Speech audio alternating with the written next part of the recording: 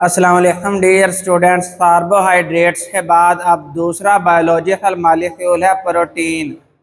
तो प्रोटीन जो है ये बहुत इम्पोर्टेंट रोल प्ले करता है in the body of living organism. जानदार है जिस्म में इसके काफ़ी सारे फंक्शन है जो सारे इंसानी जिस्म के लिए या जिस्म के लिए जो अहम है। इसमें जिस्म के अंदर काफ़ी सारे ऐसे स्ट्रक्चर्स हैं, ढांचे हैं जो प्रोटीन इन नेचर हैं, जो प्रोटीन से बने हुए हैं। इसी तरह जिस्म के अंदर काफ़ी सारे फंक्शन हैं जो एंजाइम, भले सारे फंक्शन ही एंजाइम की मदद से परफॉर्म किए जाते हैं। इसके अलावा और भी काफ़ी सारे फंक्शन हैं जिनमें प्रोटीन्स से ही निज़ाम चलाया जाता है। तो फंक्शन जितने भी हैं वो सारे एंजाइम चला रहे हैं। एंजाइम जो है ये प्रोटीन इन नेचर होते हैं। इसके अलावा maintenance and regulation of body system जो है, यानी मेंटेनेंस जिस्म को जो बरकरार रखने में भी जो है वो प्रोटीन का रोल है। और इसके अलावा जो बॉडी है अंदर मुख्तलिफ अमल हो रहे हैं, प्रोसेस हो रहे हैं, उनकी भी रेगुलेशन जो है, उनका भी ऊंच लेवल जो है मेंटेन करना जो है वो प्रोटीन है जिम्मे होता है। अब प्रोटीन जो है ये इसमें मेन जो एलिमेंट्स पाए जाते हैं वो कार्बन, हाइड्रोजन, नाइट्रोजन, ऑक्सीजन। ये चार ऐसे एलिमेंट हैं जो हर किस्म के प्रोटीन में पाए जाते हैं। All the types of protein are made up of carbon, hydrogen, nitrogen and oxygen. Some proteins contain phosphorus and sulphur. चंद प्रोटीन ऐसी होती हैं जिसमें फास्फोरस और सल्फर भी पाया जाता है। ये चार जो है ये तो मेन है, ये तो पाए जाते हैं, लेकिन उन्हें साथ अजाफी तौर पर जो है वो फास्फोरस और सल्फर भी पाया जाता है। और वेरी रेयर यानी बहुत थोड़े से प्रोटीन है जिनमें आयरन, आयोडीन और मैंगनीज पाया जाता है। अब हम बात करते हैं स्ट्रक्चर ऑफ प्रोटीन ही। तो प्रोटीन का ढांचा बनाने के लिए अमाइनो एसिड चाहिए। ये जो अमाइनो एसिड हैं ये आपस में जॉइन अप है एक लार्ज स्ट्रक्चर बनाते हैं, पॉलीपेप्टाइड चेन बनाते हैं। जिस तरह इससे पहले हमने कार्बोहाइड्रेट्स में पढ़ा था है मोनोसैकेराइड आपस में जुड़ते हैं, डाई, ट्राई, टेट्रा, पेंटा, हेक्सा, हेप्टा, ऑक्टा, नोना, डेक्सा। इस तरह बाद में बनते बनते जो है वो पॉलीसैकेराइड्स बन जाते हैं।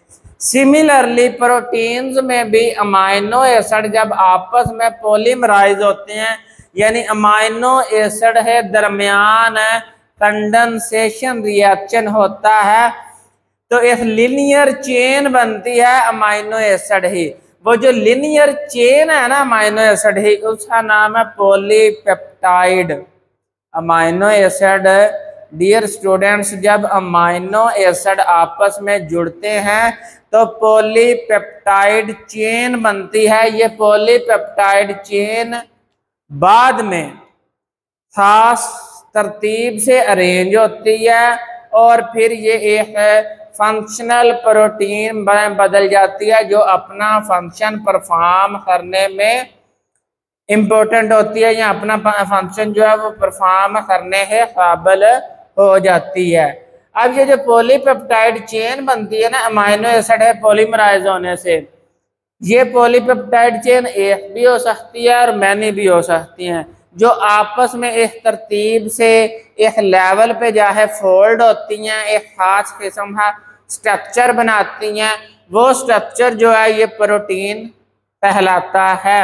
अब what is amino acid? Amino acid है, amino acid is the building blocks of protein. जिस तरह बेटा ये जो रूम है ये ईंटों से बना हुआ है, ईंटें जो है वो इसकी बिल्डिंग ब्लॉक्स हैं, यानी ईंटें आपस में मिलती हैं तो ये पूरी दीवारें रूम बनता है। इसी तरह प्रोटीन जो है वो अमाइनो एसिड है मिलने से बनता है। हमारी बॉडी में 170 different types of amino acid हैं, लेकिन उनमें मोस्टली 20 अमाइनो एसिड है जो मोस्ट ऑफ द प्रोटीन बनाने में इस्तेमाल होते हैं।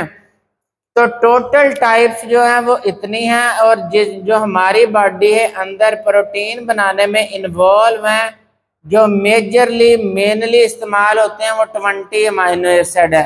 तो ये MCQ है, जो मोस्ट ऑफ द प्रोटीन है वो कितने अमाइनो एसिड मिलकर बनाते हैं, तो 20 अमाइनो एसिड। इसमें एक सेंट्रल एटम होता है कार्बन, ऐसे कार्बन जिसके साथ 4 मुख्तलिफ इक़साम है, ग्रुप ऑफ एटम्स या एटम्स अटैच हो, या वो स्पाइरल कार्बन हो जो जिस पे प्लेन पोलराइज लाइट यानी मोनोक्रोमैटिक लाइट पड़े, तो उसके ऊपर जो ग्रुप ऑफ एटम्स अटैच हैं उनकी पोजीशन चेंज हो जाए तो उसे हम बोलते हैं ये अल्फा कार्बन है। तो ये दरमियान में ये वाली कार्बन जो है वो अल्फा है। इसके एक साइड पे ये जो अटैच है C डबल बॉन्ड O और OH यानी COOH, इसे बोलते हैं कार्बोक्सिलिक ग्रुप, कार्बोक्सिलिक ग्रुप। यानी ये जो फंक्शनल ग्रुप है ये कार्बोक्सिलिक एसिड वाला है। इससे दूसरी जानब एक तरफ इसके कार्बोक्सिलिक ग्रुप मौजूद है, दूसरी तरफ इसके पास NH2 मौजूद है। NH2 इसे बोलते हैं अमाइनो ग्रुप। इससे ऊपर जो है ये R है, ये वेरिएबल ग्रुप है, ये चेंज होता रहता है। इस पे अल्काइल ग्रुप अटैच होता है। अल्काइल मतलब CH3 C2H3 CH2 CH2 CH2 CH3 CH2 CH2 CH2 CH3, यानी अल्काइल ग्रुप जो है वो इस पे वेरिएबल्स अटैच होते रहते हैं और चेंज होते रहते हैं।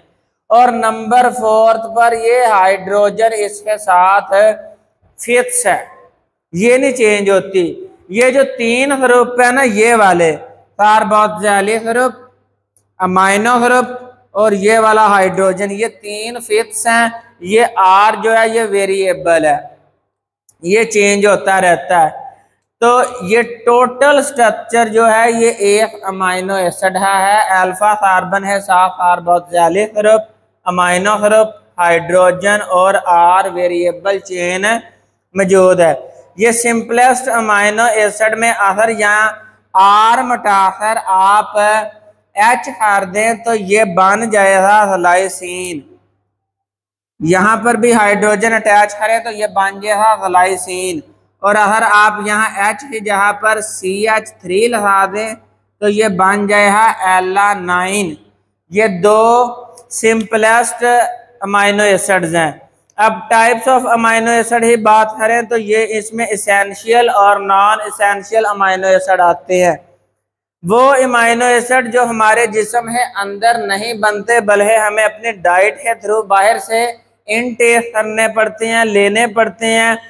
डाइट में फिश है, मिल्क है, एग, मीट, वेजिटेबल्स, इन्हें जरिए से जो हम अमाइनो एसिड बाहर से इनटेक करते हैं वो एसेंशियल अमाइनो एसिड होते हैं, ज़रूरी अमाइनो एसिड होते हैं। इन्हें हमारा जिस्म जो है वो खुद प्रिपेयर नहीं कर रहा होता बल्कि ये डाइट है थ्रू खुराक के जरिए से लिए जाते हैं। अब ये अमाइनो एसिड जो है ये build and repair muscle and bone cells, ये मसल और बोन सेल्स ही जो रिपेयरिंग में है ये यूज होते हैं और उन्हें बिल्ड अप करते हैं।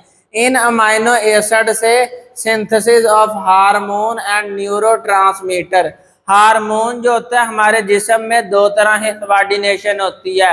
एक होती है नर्वस सिस्टम की कोऑर्डिनेशन, यानी ब्रेन जो है और स्पाइनल कॉर्ड, ये दोनों मिल है जो है वो जिस्म है तमाम तर अफ़ाल को कंट्रोल करते हैं। लेकिन एक होता है हार्मोनल सिस्टम ऑफ कोऑर्डिनेशन, यानी estrogen hormone, progesterone hormone, male में टेस्टोस्टेरोन हार्मोन।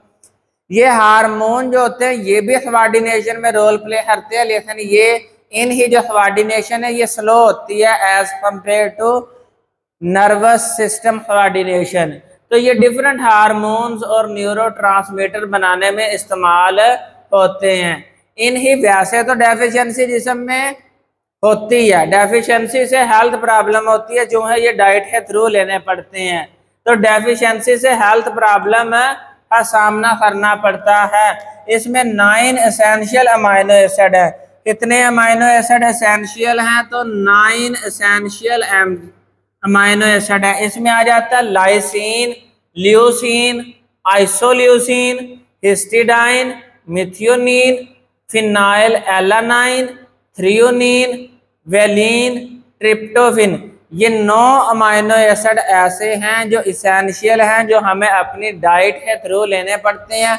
अगर इन 9 में से किसी भी डेफिशिएंसी हो जाए तो हमें जो है वो सीवियर हेल्थ प्रॉब्लम का सामना करना पड़ता है। अब नंबर 2 पे टाइप है नॉन इसेंशियल अमाइनो एसिड्स। तो डियर स्टूडेंट्स, ये बॉडी के अंदर ही सिंथेसाइज हो जाते हैं, जिस्म इन्हें अपने अंदर ही बना लेता है, डाइट की जरूरत नहीं होती।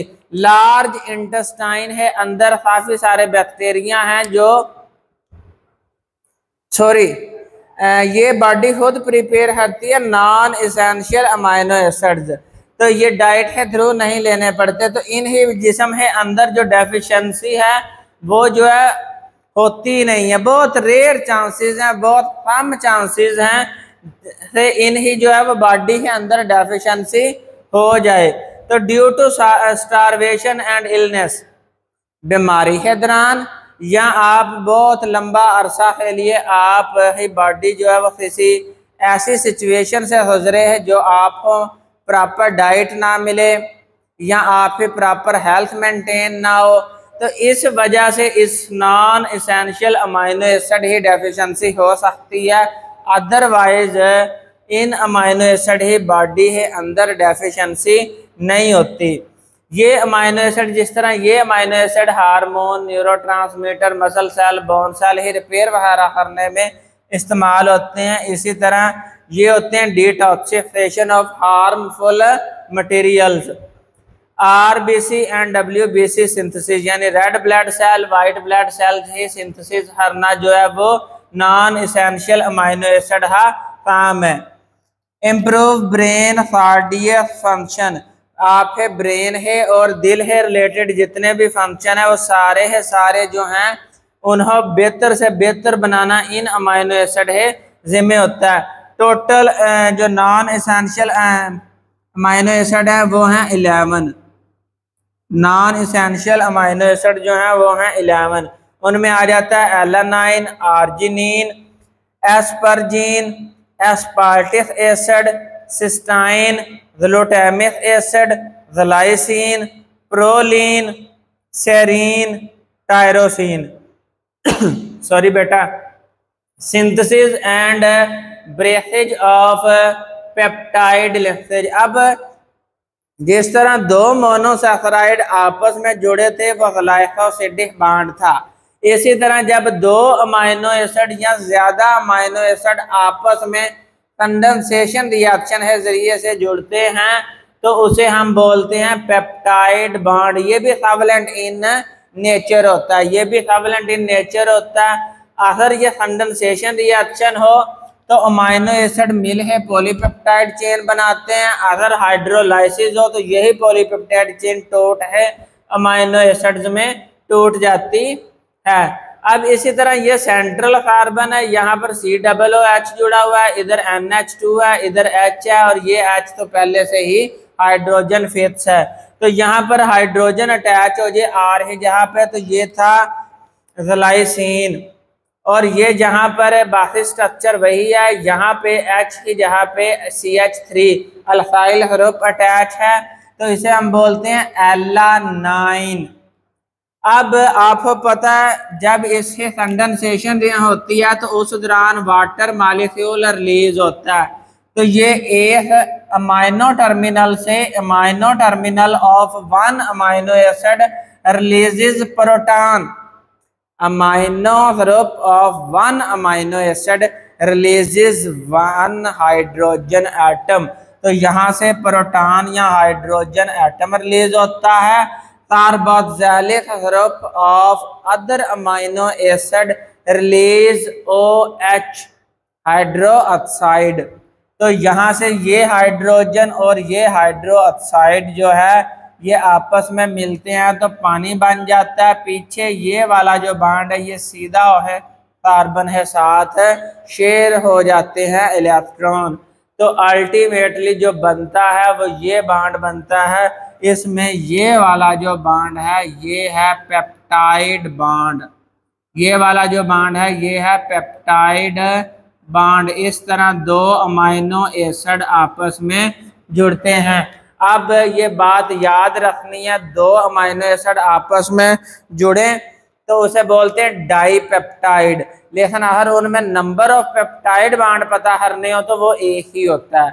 दो अमाइनो एसिड जुड़ते हैं, अगर हम पहले 3 अमाइनो एसिड है, ट्राईपेप्टाइड बना तो जो पेप्टाइड बॉन्ड है वो 2 है। टेट्रा पेप्टाइड में पेप्टाइड बॉन्ड 3 है। तो ये डाईपेप्टाइड और polypeptide, condensation of amino acid से डाईपेप्टाइड और फिर पॉलीपेप्टाइड बनते हैं। अब बात ये है जो प्रोटीन या पॉलीपेप्टाइड डाईपेप्टाइड ये बनते किस टाइम है, इसकी तमाम तरह हदायत न्यूक्लियस में पड़े डीएनए से आ रही होती हैं। डीएनए ही ट्रांसक्रिप्शन होती है और मैसेंजर आरएनए बनता है। ये मैसेंजर आरएनए न्यूक्लियस से बाहर आता है और अमल होता है ट्रांसलेशन। ट्रांसलेशन करने वाला जो ऑर्गेनेल मौजूद है वो है राइबोसोम। आपने cell and subcellular organelles में पढ़ा ribosomes are protein synthesis factories. तो वो राइबोसोम जो है वो ट्रांसलेशन प्रोसेस की मदद से अमाइनो एसिड हो जोड़ है प्रोटीन बना देती हैं, पॉलीपेप्टाइड और फिर प्रोटीन। अब hydro oxide from 1 amino acid, एक अमाइनो एसिड जो है वो हाइड्रो ऑक्साइड देता है, दूसरा जो अमाइनो एसिड है वो हाइड्रोजन देता है और उन दोनों के दरमियान में पेप्टाइड बॉन्ड फॉर्मेशन हो जाती है। तो दो अमाइनो एसिड जुड़े तो उसे हम बोलते हैं डाईपेप्टाइड, लेकिन उसमें पेप्टाइड बॉन्ड एक ही होता है। इसी तरह 3 amino acid tripeptide, peptide bond ही तादाद 2 जे ही।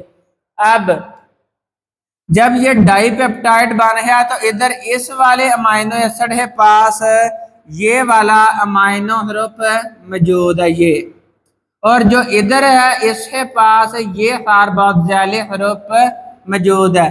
तो ये वाला हाइड्रोजन लूज होगा और इधर से ये वाला कार्बोक्सिलिक ग्रुप अटैच होगा तो इस तरह पॉलीपेप्टाइड बनती जाएगी।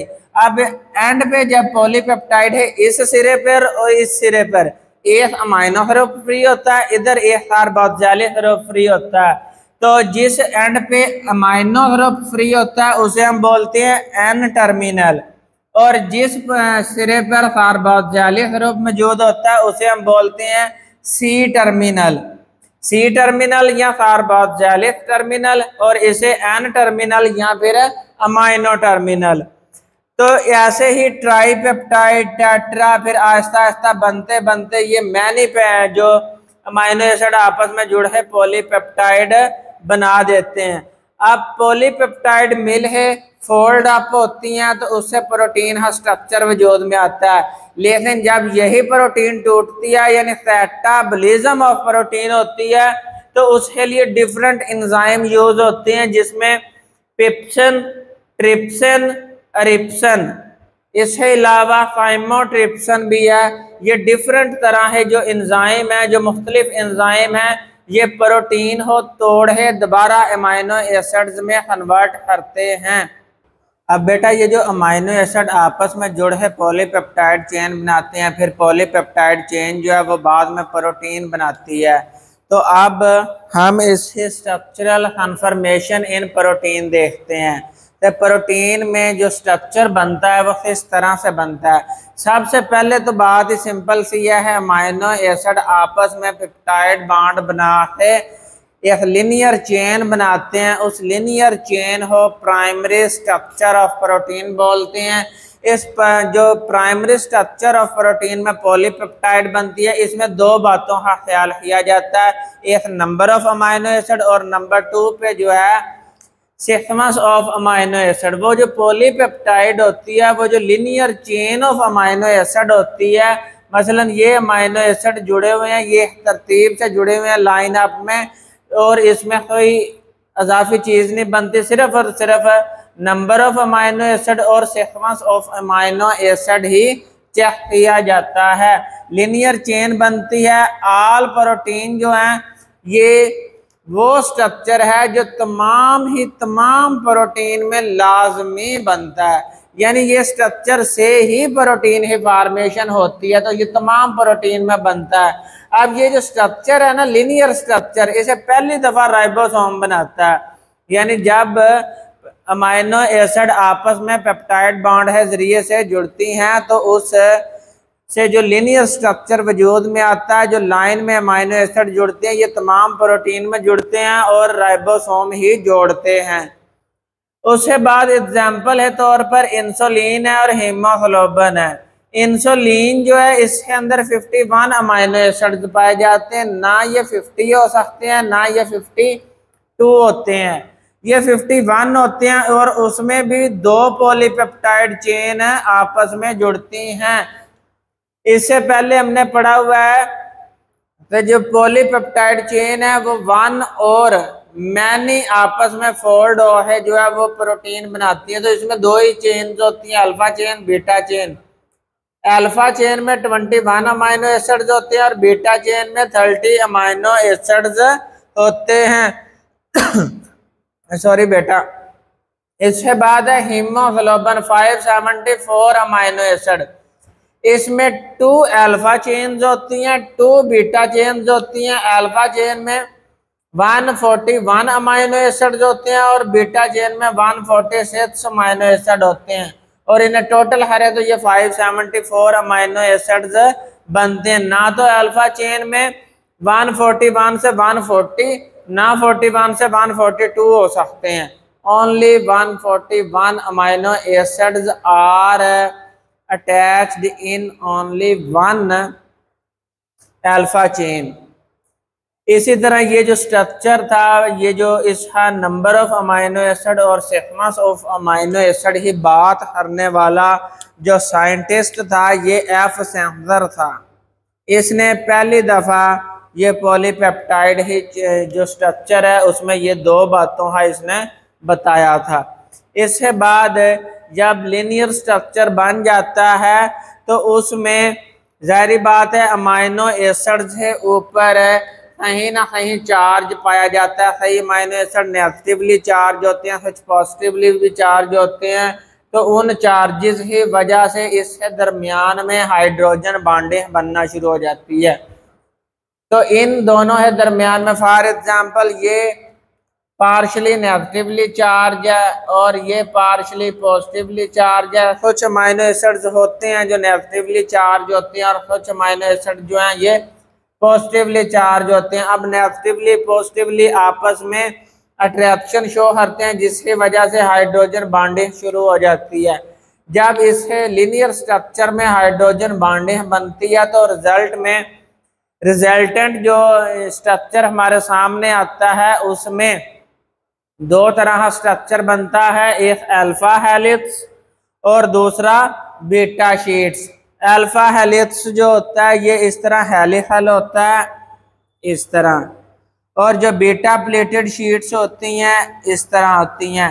आप एक रजिस्टर में से पेज लें और उसे फोल्ड करें, पहले थोड़ा सा फोल्ड करें, फिर उसे फोल्ड करें, फिर उसे फोल्ड, इस तरह ऐसे फोल्ड करते जाएं और बाद में उसे छोड़ दें तो आपके पास ऐसा स्ट्रक्चर वजूद में आता है उस पेज का। तो ये बीटा प्लेटेड शीट्स भी उसी तरह ही होती हैं।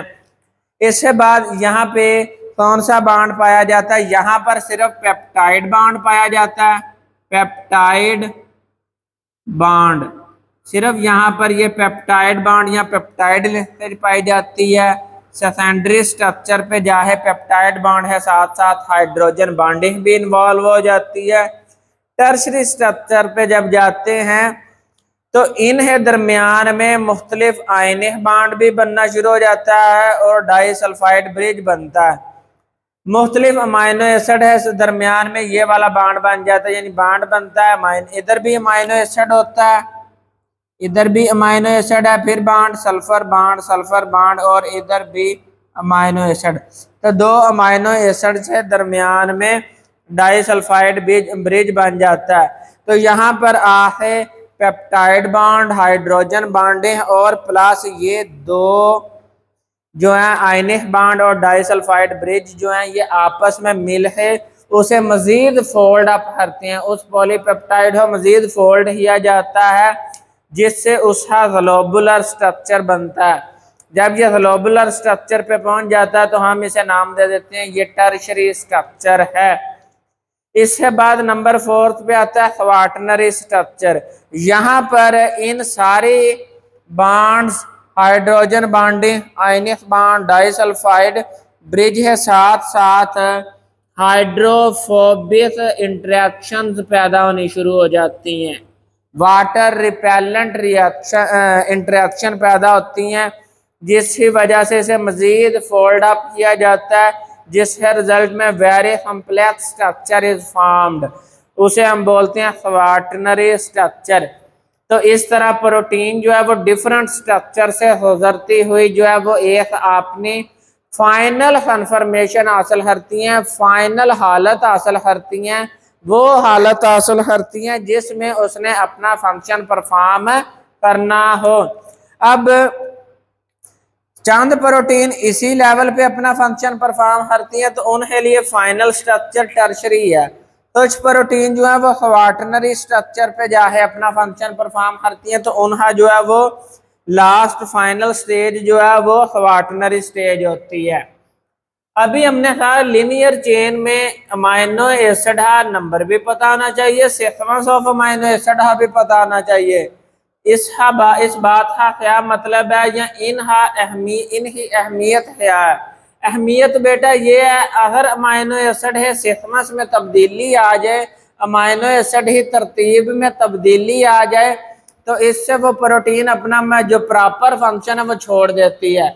सीक्वेंस ऑफ अमाइनो एसिड ही जो है वो तरतीब जो है अमाइनो एसिड ही ये कौन डिसाइड करता है? ये डीएनए में मौजूद न्यूक्लियोटाइड्स जो होते हैं वो डिसाइड करते हैं। जो तरतीब न्यूक्लियोटाइड ही होती है उसी हिसाब से अमाइनो एसिड ही तरतीब जो है वो फैसला होता है ये वाली तरतीब हो ही। ये पॉइंट म्यूटेशन बाज दफा ये होता है किसी ना किसी वजह से न्यूक्लियोटाइड है जो सीक्वेंस होता है डीएनए में उसमें तब्दीली आ जाती है। डीएनए में जो न्यूक्लियोटाइड है सीक्वेंस है उसमें तब्दीली आ जाती है। अब वो एक न्यूक्लियोटाइड भी हो सकता है, वो चंद न्यूक्लियोटाइड्स भी हो सकते हैं, यानी चेंज इन सिंगल और फ्यू न्यूक्लियोटाइड। जब न्यूक्लियोटाइड ही तरतीब में तब्दीली आए ही तो अमाइनो एसिड ही तरतीब, तो न्यूक्लियोटाइड ही तरतीब है ऊपर बेस हार रही है। तो जब न्यूक्लियोटाइड में तब्दीली आ जाए तो ये बात कन्फर्म है अमाइनो एसिड में भी तब्दीली आए ही, sequence of amino acid disturb हो जाएगा जिससे डिफेक्टिव प्रोटीन पैदा होती है जो डिफेक्टिव फंक्शन परफॉर्म करती है और ये हेरिडिटरी डिजीज होती है, ये विरासती डिजीज होती है, ये फिर ट्रांसफर होती है। रेड ब्लड सेल जो होता है उसकी असल शेप जो होती है वो डोनट शेप होती है। जो डोनट होते हैं वो इस तरह यानी है बाइकन्वेक्स शेप होती है, इस तरह साइडों से थोड़ा सा मोटा होता है और दरमियान से थोड़ा सा ब्रीफ होता है, इस तरह ही डिस्क शेप इससे स्ट्रक्चर होता है। रेड ब्लड सेल है डोनट शेप होता है, यानी डोनट जैसे होता है वैसे ही इसकी शेप है और अंदर जो है हीमोग्लोबिन फिल हुई होती है। तो ये वाला जो स्ट्रक्चर होता है ये नेचर ने बनाया ही ऐसे है, ब्लड वेसल्स है अंदर जो है ये इजीली मूव कर ले और प्लस इसमें ज़्यादा से ज़्यादा हीमोग्लोबिन जो है वो अकोमोडेट हो जाए। तो नॉर्मल हीमोग्लोबिन ही 4 चेन हैं, ये जो यहाँ पे बताई हुई है 2 alpha chain 2 beta chain. Alpha chain में 141 अमाइनो एसिड होते हैं, बीटा चेन में 146 अमाइनो एसिड होते हैं, 574 अमाइनो एसिड टोटल होते हैं। ये बेटा MCQs भी आते हैं, ये इनमें कौन सी तादाद कितनी अमाइनो एसिड की तादाद कितनी है, किस चेन में कितनी है, किस चेन में कितनी है, ये सारी ही सारी MCQ वगैरह से पॉइंट ऑफ व्यू से इम्पोर्टेंट है। तो अब जो रेड ब्लड सेल होता है, नॉर्मल रेड ब्लड सेल, उसकी शेप है डिस्क शेप और उसके अंदर होल नहीं होता, बल्कि ये रिच इन हीमोग्लोबिन होती है और ये जो ब्लड वेसल्स होती हैं उनमें इजीली मूव कर लेती है। इसे हमने रिप्रेजेंट किया है HbA से, हीमोग्लोबिन ए नॉर्मल से। अब सिर्फ और सिर्फ एक अमाइनो एसिड में तब्दीली आती है जिसकी वजह से इसकी शेप चेंज हो जाती है। अब जो शेप होती है वो इसकी बन जाती है सिक्सल शेप, इस तरह ही शेप इसकी बन जाती है, जो है अब नॉर्मल हीमोग्लोबिन इसके अंदर आती है। जब इसकी शेप चेंज हो जाएगी तो इसके अंदर जो हीमोग्लोबिन पाई जाती है वो अब नॉर्मल होती है। अब नॉर्मल हीमोग्लोबिन को हमने रिप्रेजेंट किया HbS से, एस से मुराद सिकल सेल अनीमिया। अब ये हीमोग्लोबिन जो होती है उसकी वजह से जो सेल सिकल शेप बनता है, द्रांति है शक्ल हो जाता है, ये स्टिफ भी हो जाता है और स्टिफी भी हो जाता है, यानी ये चिपकना शुरू कर देता है और सख्त हो जाता है। सख्त होने की वजह से ये ब्लड वेसल्स है अंदर ब्लड हो ब्लॉक करना शुरू कर देता है, ब्लड फ्लो में रुकावट बनता है, जिसकी वजह से पेन होना शुरू हो जाती है, दर्द होती है और अल्टीमेटली जिस ऑर्गन की तरफ ब्लड ब्लॉक हो जाता है, जिस ऑर्गन की तरफ ब्लड जो है वो जाना खत्म हो जाता है, वो ऑर्गन जो है वो डैमेज होना शुरू हो जाता है। अब पॉइंट म्यूटेशन इन बीटा, ये पॉइंट म्यूटेशन आती है, एक जीन है DNA के अंदर। जीन क्या होता है? Sequence of nucleotide which transcribe a special protein, एक स्पेसिफिक प्रोटीन बनाए न्यूक्लियोटाइड है सीक्वेंस, उसे हम बोलते हैं जीन। तो ये जो DNA में जीन होता है ना, बी ग्लोबिन जीन, ये जो बी ग्लोबिन जीन में एक न्यूक्लियोटाइड चेंज हो जाता है जिसकी वजह से हीमोग्लोबिन जो है वो अपना प्रॉपर फंक्शन है छोड़ देती है। हीमोग्लोबिन जो नॉर्मल होती है ना, उसमें बीटा चेन में, हीमोग्लोबिन में बीटा चेन में एक अमाइनो एसिड होता है 6ठे नंबर पर, जो है ग्लूटामिक एसिड। ये नॉर्मल है ग्लूटामिक एसिड, इसका मतलब है ये वाला सेल है अपना ब्लड जो है वो ऑक्सीजन ट्रांसपोर्ट कर रहा है। बाज दफा इस जीन में तब्दीली आ जाती है बीटा चेन में, बीटा चेन में 6ठे नंबर पे अमाइनो एसिड ग्लूटामिक की जगह पे वेलिन आ जाता है। जब वेलिन आ जाएगा तो ये ऑक्सीजन ट्रांसपोर्ट छोड़ देती है, प्रॉपर फंक्शनिंग जो है वो हीमोग्लोबिन छोड़ देती है। अल्टीमेटली से आ जाता है डेफिशिएंसी ऑफ ब्लड, और डेफिशिएंसी ऑफ ब्लड हो हम नाम देते हैं एनीमिया का। तो अब ये सिकल सेल ही वजह से एनीमिया पैदा हुआ है, तो ये सिकल सेल एनीमिया ये सीरियस डिसऑर्डर है, ये सीवियर बीमारी है, शदीद बीमारी है। इसके बाद में कॉन्सिक्वेंसेस जो हैं वो, नतायज जो हैं वो डेंजरस होते हैं। क्लासिफिकेशन ऑफ प्रोटीन्स, हमने प्रोटीन को दो हिस्सों में डिवाइड किया हुआ है, फाइब्रस प्रोटीन और ग्लोब्यूलर प्रोटीन। ऐसी प्रोटीन जिनकी फिलामेंट शेप हो, फाइबर शेप हो, डोरी नुमा हो, सीधे हो, उन्हें हम बोलते हैं फाइब्रस शेप। इनमें सेकेंडरी स्ट्रक्चर जो होता है वो बहुत इंपॉर्टेंट होता है, ये वाला अल्फा हेलिक्स और बीटा शीट, ये बहुत इंपॉर्टेंट होता है और ये ज्यादातर इसी स्ट्रक्चर में ही जो है वो आपको पाई जाती हैं, क्योंकि इसके बाद ग्लोब्यूलर स्ट्रक्चर बनना शुरू हो जाता है। तो यहाँ पर ये स्ट्रक्चर जो है, ये प्रोटीन जो है फाइब्रस, वो सेकेंडरी स्ट्रक्चर में ही ज्यादातर रहती हैं, इससे बाद टर्शरी और क्वार्टनरी में नहीं जाती। ये क्रिस्टलाइज नहीं होती, इन्हें दानेदार शेप नहीं बनती, ये इलास्टिक होती हैं, यानी इलास्टिक मतलब ये खिंचाव की जो सलाहियत है वो इनमें होती है, कंट्रैक्शन एंड रिलैक्सेशन होती है। इनसॉल्युबल इन एक्वस मीडियम, ये पानी के अंदर हाल पजीर नहीं है। इसके एग्जाम्पल है collagen, fibrinogen, actin, myosin. Globular protein जो होती हैं ये स्फेरिकल शेप होती हैं ग्लोब्यूल्स होती हैं, इनमें जो है टर्शरी और क्वाटरनरी स्ट्रक्चर जो है ये इम्पोर्टेंट है। कैन बी क्रिस्टलाइज, इनका जो स्ट्रक्चर है वो दानेदार हो सकता है, बन जाता है।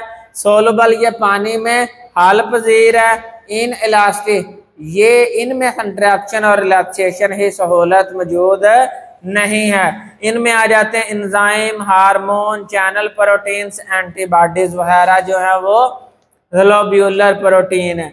अब रोल ऑफ प्रोटीन हमने पढ़ा था, इसका स्ट्रक्चरल रोल भी होता है, फंक्शनल रोल भी होता है।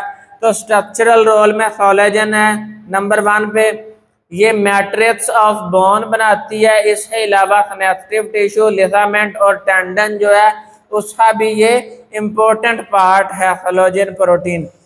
इलास्टिन जो होती है ये कनेक्टिव टिश्यूज में यानी लिगामेंट, टेंडन्स वगैरह में पाई जाती है और उन्हें सहारा देती है। इसके बाद केराटिन, ये आपकी स्किन खबरें, हेयर, नेल्स, विल्स, फीदर और हॉर्न्स वगैरह में पाई जाती है। हिस्टोन जो है ये डीएनए जो है वह इस हिस्टोन प्रोटीन है ऊपर रैप अप होते हैं और क्रोमोसोम ही शेप बनाते हैं। तो ये क्रोमोसोम ही शेप मेंटेनेंस में हिस्टोन प्रोटीन का रोल होता है। एंजाइम जो है, अब यहाँ से जो निचली प्रोटीन है वो सारी फंक्शनल रोल प्ले करती हैं। एंजाइम जो है ये स्पीड अप द मेटाबॉलिज्म, यानी सेल के अंदर जितने भी रिएक्शन होते हैं उन्हें स्पीड अप करने के लिए एंजाइम इस्तेमाल होते हैं और एंजाइम जो है ये प्रोटीन है।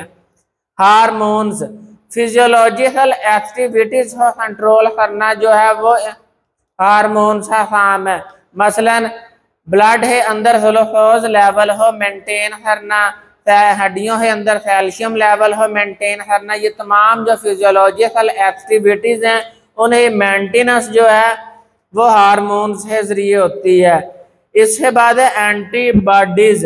एंटीबॉडीज जो है ये वाइट ब्लड सेल्स पैदा करते हैं। वाइट ब्लड सेल एक प्रोटीन पैदा करता है जो एंटीबॉडी के नाम से जानी जाती है। जब बाहर से कोई भी जर्म आता है जिसे हम एंटीजन का नाम दे देते हैं, वो आता है तो एंटीजन है रिस्पांस में एंटीबॉडी उसे मारने जाती है। इस तरह ये इम्यूनिटी में क़ुव्वत मदाफ़ियत में रोल अदा करता है। इसके बाद हीमोग्लोबिन, ये ऑक्सीजन ट्रांसपोर्ट में इसका रोल है। इसके बाद फिब्रिनोजेन, ये ब्लड प्लाज्मा है अंदर पाई जाती है और ब्लड प्लाज्मा में जब ये पाई जाती है तो ये ब्लड क्लॉटिंग प्रोटीन है और वाउंड हीलिंग में इसका अहम रोल है। इसके बाद ओवल ब्यूमिन।